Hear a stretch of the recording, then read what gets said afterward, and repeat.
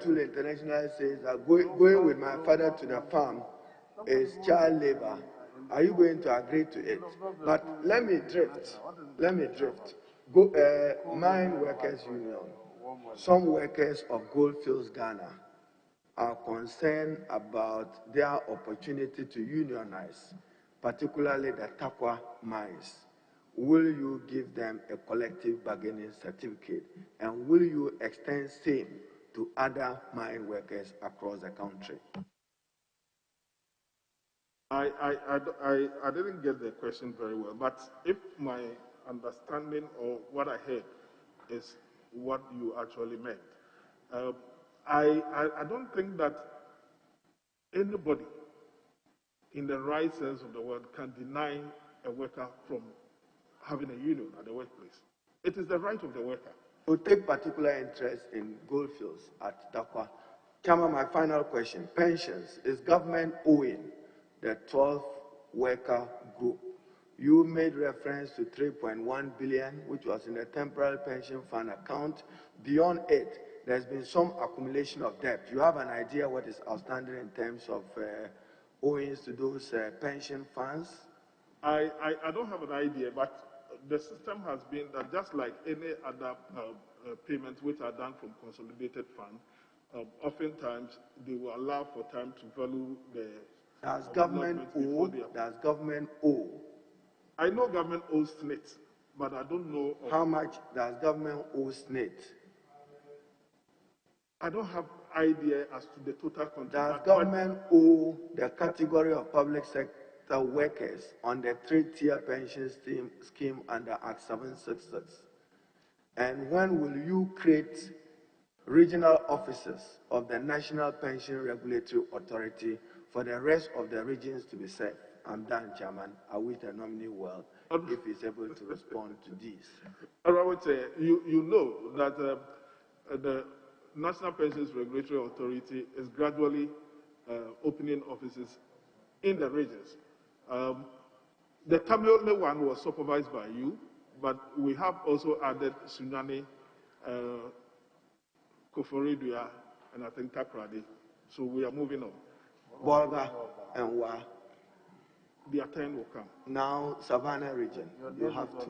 The intention is to have at least zonalized an office in every region. Okay. Should we look forward to you creating those offices before the end of 2021? It's not possible. It's not possible. We have to move gradually. So, if it's not possible, what is your possibility? I never knew this issue will come up. Otherwise, I would have had discussions with them because it also depends on their financial flow and what they intend.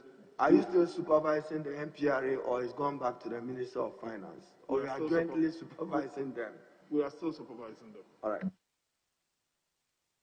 Honorable Minister, I want to read this Act 560, Children's Act, 1998.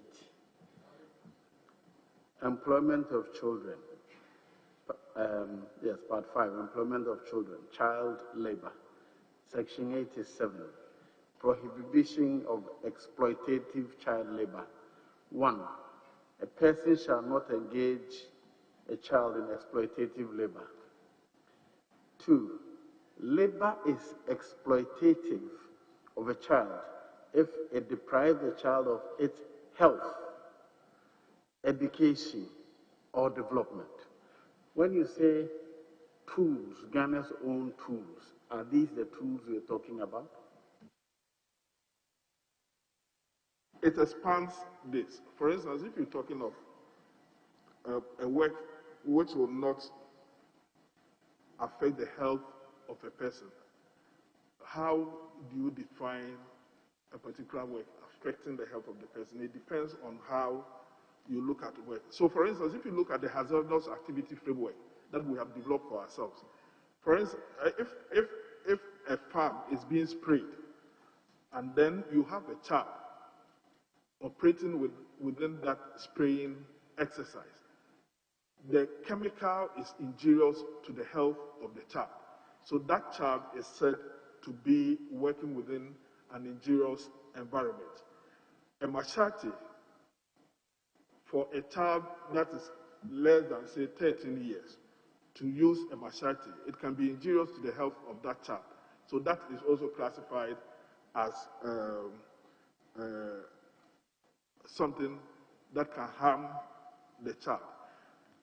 In fact, Honorable Chair, in almost all the studies we've done on child labor, we have identified that school enrollment rates in Ghana has actually gone up. Primary school enrollment rate is said to be around 98%.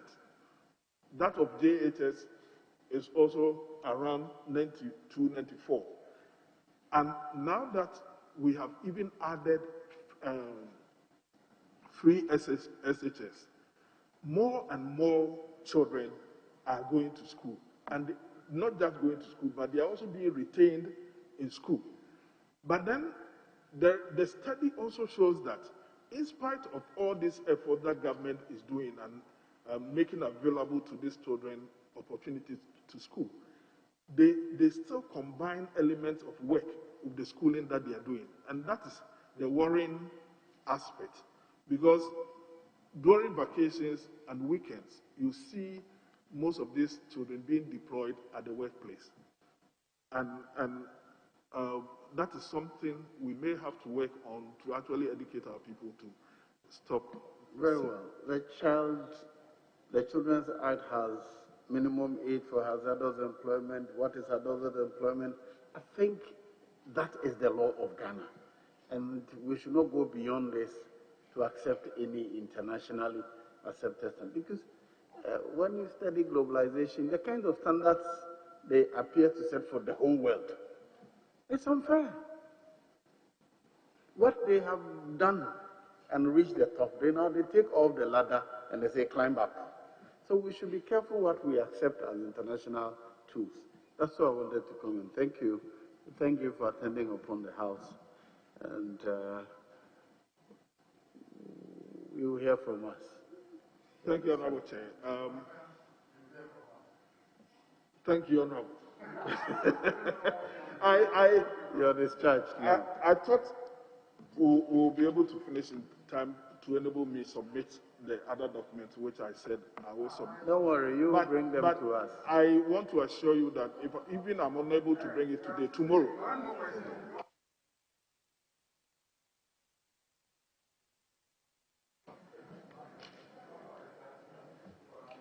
Honourable members, we will have 15 minutes walk around. We resume at 2:45.